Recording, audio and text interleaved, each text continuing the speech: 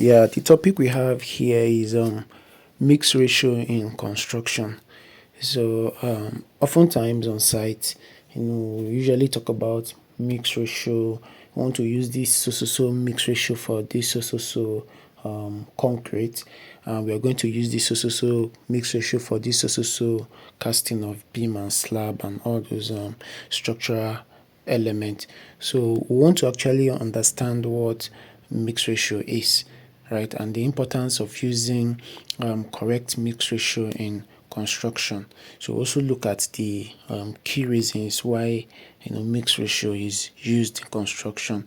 Then we'll also use the look at the uses of mix ratio. That is the area, that is a form of application of mix ratio in construction. Then we'll also take a look at the typical layer breakdown, right? So we'll go back to mix ratio in construction. What is mix ratio in construction? What do we actually understand by mix ratio in construction? So mix ratio is the proportion of cement, fine aggregate, coarse aggregate, and water used to produce concrete or mortar.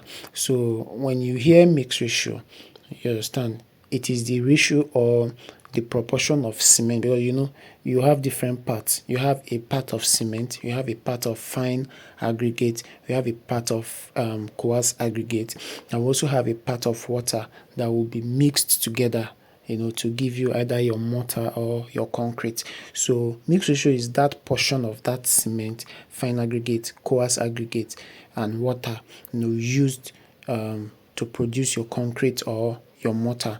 So using the correct mix ratio ensures proper strength, durability, workability, and long-term performance of the structure.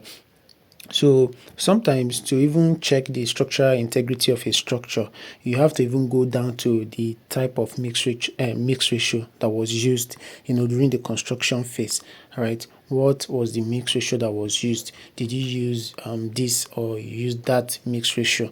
Because that will tell you, the strength of the concrete, then the durability of the concrete and the workability, because it's not all mix ratio that is workable. So this will also tell on the long-term performance of the structure. So we'll be taking a look at key reasons why we make use of mix ratio in construction.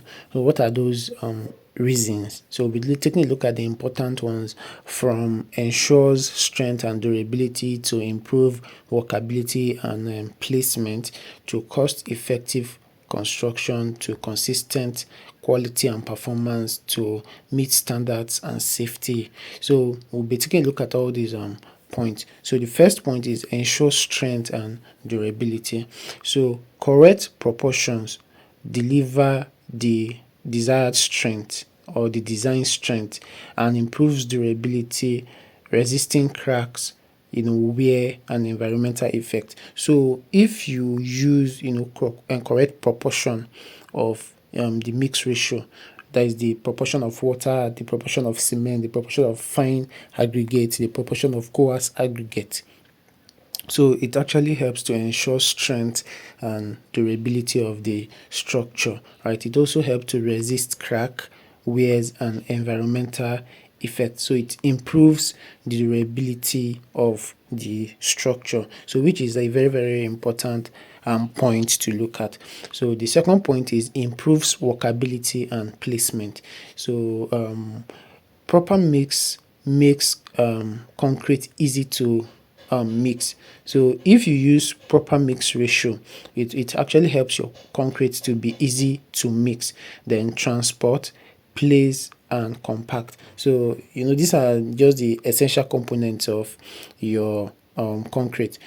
First, it makes it very, very easy to mix, right? Then it also makes it transportable, especially if you're making use of your concrete pumps. Then it also helps you to place your concrete properly. Then and it also helps during compaction of the concrete without segregation or bleeding. So this is a very, very important aspect, right? So it improves workability and placement. So the next thing to look out for is cost effective construction. So mix ratio actually helps in cost effective construction. So optimizes mixed reduces material waste. So it actually helps to reduce material waste. Then it helps to do a rework and maintenance cost. So it actually helps to reduce maintenance cost. Then throughout the life of the structure. So these are the areas to actually take a look at. Optimized mix, then reduces waste, then maintenance cost, then throughout the life of the structure. So effective construction, so cost effective construction, this is really obtainable when you use a right mix ratio. So mix ratio well used tend to help to reduce the cost of the construction. So we'll be taking a look at the consistency, quality and performance. So ensures uniform quality in every batch, leading to predictable performance and long service life of the structure. So it actually helps to ensure uniform quality. That means the quality you have at the bottom is also the quality you have at the top of your concrete. Then in every batch, leading to predictable performance. So in as much as your mix ratio is rightly done, so you'll be able to have that predictability of how the performance of the concrete is going to be like, and longer service life of the structure. So definitely consistent quality and performance is one thing that is obtainable when the proper mix ratio is used, because you're going to have the same consistency both at the bottom of your concreting, the middle, then the top of your concreting. So it is very, very important you use the right mix ratio. Then meet standards and safety. So when you use the right mix ratio, it helps you to comply with the engineering standards and building codes, right? These are standards and guidelines, laid to actually help you in your construction. Ensuring safety and reliability of the structure. So the reliability of the structure is actually drawn from your mix ratio, because you can't be using mix ratio for a weak concrete for the mix ratio for your standard concrete, right? So these are just areas that you actually need to pay attention to, because they are very, very important in construction. So we'll be taking a look at the uses, right, where we tend to make use of our mix ratio in construction. So the first one is used in reinforced concrete for beams, then columns, slabs and foundation. So you can actually make use of your mix ratio for your beams, your slab, your column, your foundation. And the mix ratio for all these structural elements are different. You can't be using the same mix ratio you're using for your foundation, for your beam or your slab, right? So they have different mix ratio. Then essential for plastering, rendering and masonry work. So you can also tend to apply the knowledge of your mix ratio when you are doing your plastering, your rendering and your masonry work, right? Then used in pavement, driveway and floor screed. So when you are doing your floor screeding, you tend to make use of your mix ratio. Then your driveway, your pavement structures, you also tend to make use of your mix ratio. Then applied in precast concrete products like blocks, pavers and pipes. So for your precast structure, the one you cast in situ, and the one that is precast, at least you should have the understanding of those both terms. Then for your precast structures now, you tend to make use of your mix ratio, because it's not the same mix ratio you use for your in situ concrete. They are also going to use for your precast concrete. Then crucial for large scale infrastructure like bridges, dams and retaining walls. So you can actually make use of your mix ratio for your crucial large infrastructures, just like your bridges, your dam and your retaining wall. Then improves overall quality and longevity of all concrete construction work. So it actually helps to improves the overall quality and longevity of the concrete construction works. So we'll take a look at a typical mixed component concrete layer. So we'll look at the breakdown that we have.